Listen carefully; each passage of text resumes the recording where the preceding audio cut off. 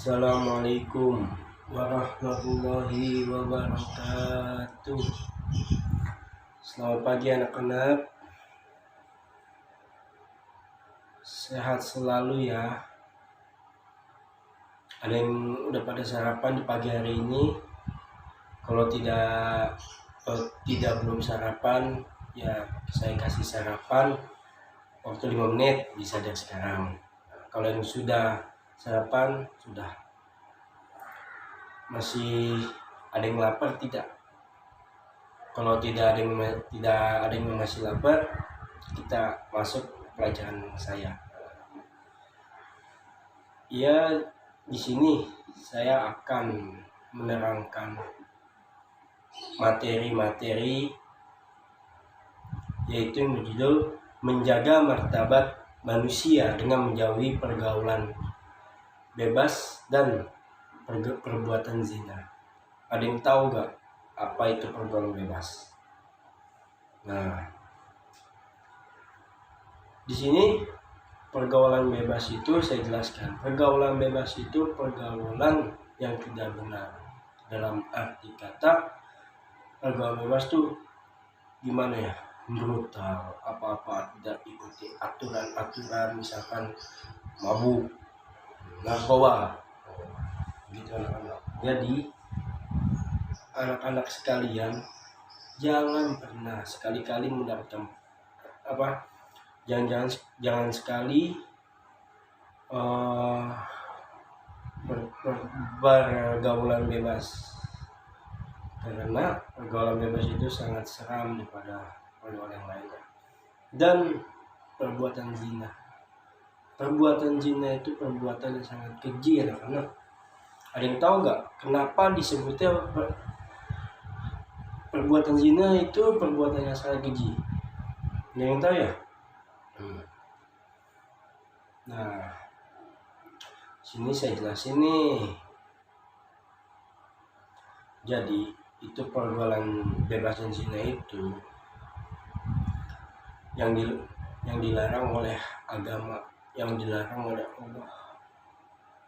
Dan ulama pun sepakat karena berbuat zina itu dilarang oleh Allah Subhanahu wa taala dan dilarang oleh agamanya.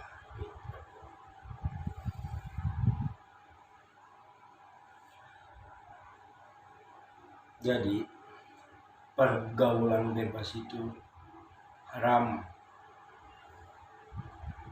Dalam arti haram apa?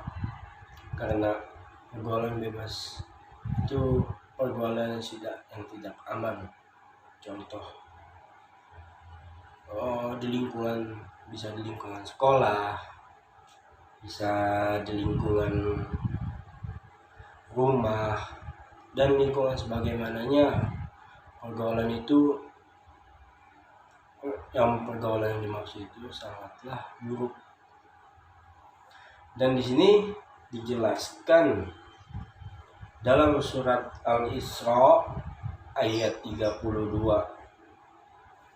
yang bunyinya nih, saya dengerin ya. Pak Guru pengen menjelaskan maksud dari ayat ini nih. A'udzu billahi minasyaitonir rajim. Bismillahirrahmanirrahim. Wala taqrabu zina innahu kana fahisatan wa sa'a sabila. Yang artinya, dan janganlah kamu mendekati zina, karena zina itu ada perbuatan yang sangat keji. Jadi anak-anak, perbuatan zina itu tidak efektif buat kita. Contohnya apa? Pacaran. Itu pacaran itu termasuk zina. Mengapa termasuk zina? Saling berpegangan tangan. Dan kita nggak jauh juga. Apalagi kalau boncengan motor itu kita pelukan gitu. Nah itu kan bukan muhrim. Jadi kalau bukan muhrim itu anak-anak ya, itu haram. Jadi tidak boleh. Lebih baik lagi kalau anak-anak sudah dewasa nanti, sudah masuk lulus SMK, mau kuliah, mau punya niat menikahkan pasangan anak-anak, nikahkan. Karena apa? Menjauhi perbuatan fitnah. Dan di sini juga ada surat An-Nur ayat 2. Masih berkaitan dengan zina. Saya bacakan. A'udzubillahi minasyaitonirrajim. Bismillahirrahmanirrahim. Az-zaniyatu waz-zani fajlidu kulla wahidin minhuma ma'ata jalda wa la takhuzukum bima rafatu fin dinillahi inna kuntum ta'minuna billahi wa yu'minul akhir wa la yashhad azabuhum ma tabifatum minnal mu'minin. Subhanallahul azim. Yang berarti penzina perempuan dan penzina laki-laki, deralah masing-masing, sadarlah masing-masing dari keduanya 100 kali, dan janganlah rasa belas kasihan kepada keduanya, mencegah kamu untuk menjalankan agama hukum Allah. Jika kamu beriman kepada Allah, hari kemudian, dan hendak melaksanakan hukuman mereka di sisi Allah sebagai orang-orang yang beriman. Jadi anak-anak yang saya jelaskan itu sudah jelas bahwanya itu berzina itu hukumnya haram bagi kaum laki-laki dan perempuan. Dan di sini saya akan menjelaskan, memahami makna larangan perbuatan bebas dan zina. Di sini ada 5 faktor hukum zina, pengertian zina, kategori zina, hukuman bagi penzina, hukuman bagi yang menuduh zina.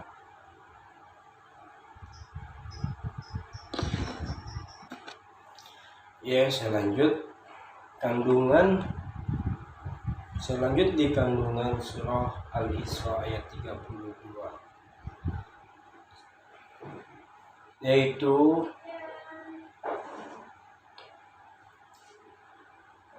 secara umum surat Al-Isra ayat 32 mengandung larangan mendekati zina serta penegasan bahwa zina merupakan perbuatan yang keji dan suatu jalan yang buruk Allah Subhanahu wa taala.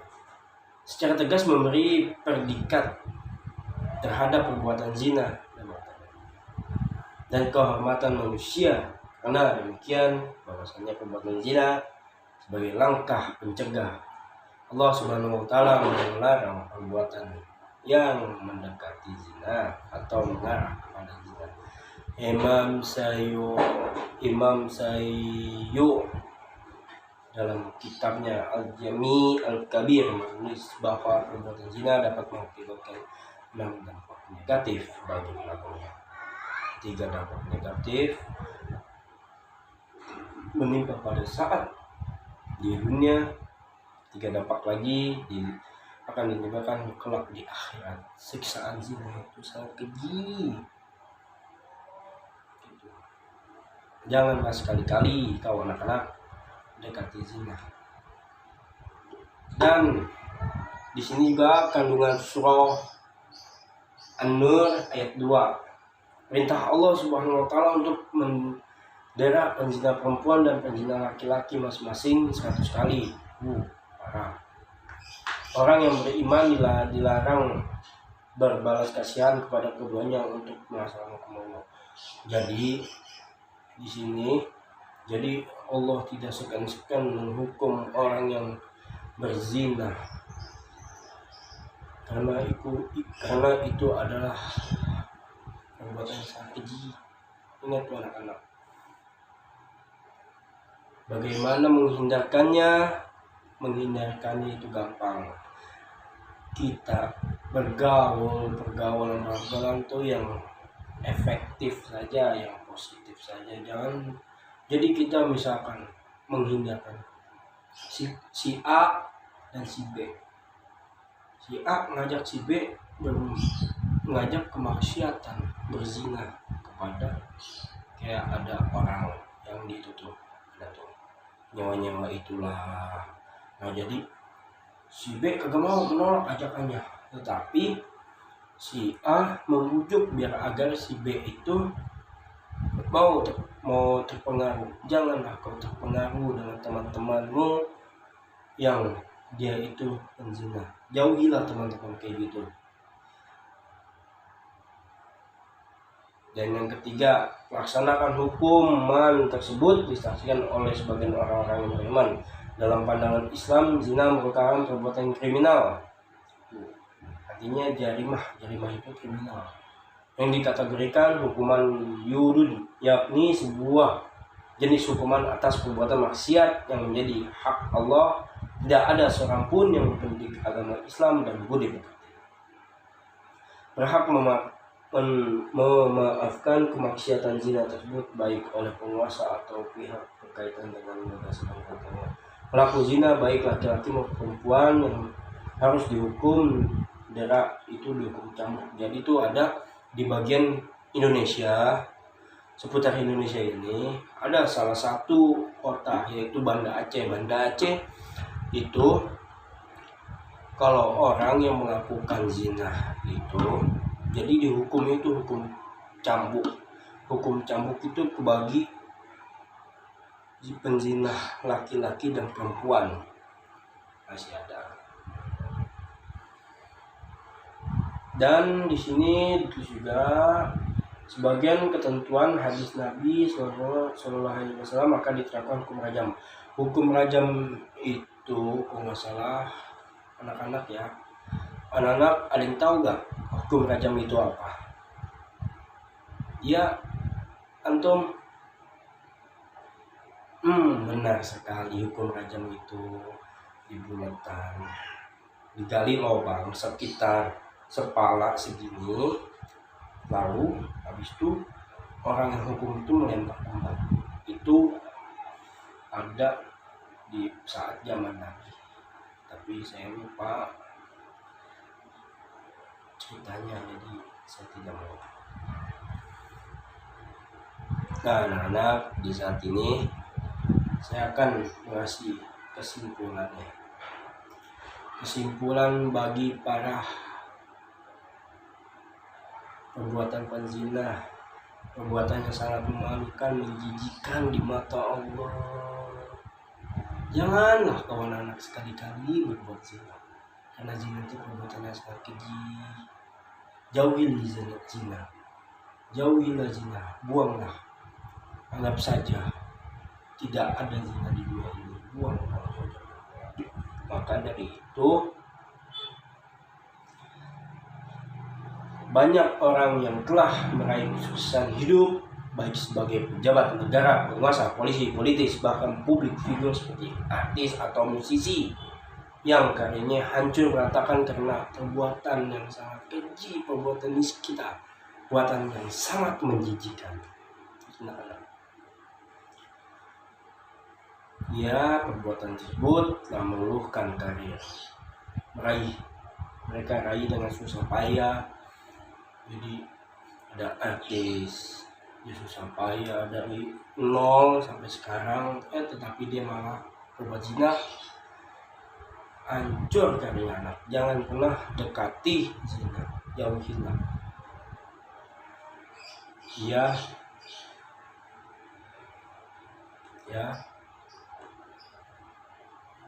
Ya, terima kasih anak-anak. Itu saja yang saya jelaskan. Lebihnya maaf kalau penjelasan saya kurang jelas. Mohon dimaafkan ya, karena saya juga masih dalam pembelajaran. Akhiri kata ya, sebelum kita selesai pelajaran, kita baca alhamdulillah. Terima kasih. Wassalamualaikum warahmatullahi wabarakatuh.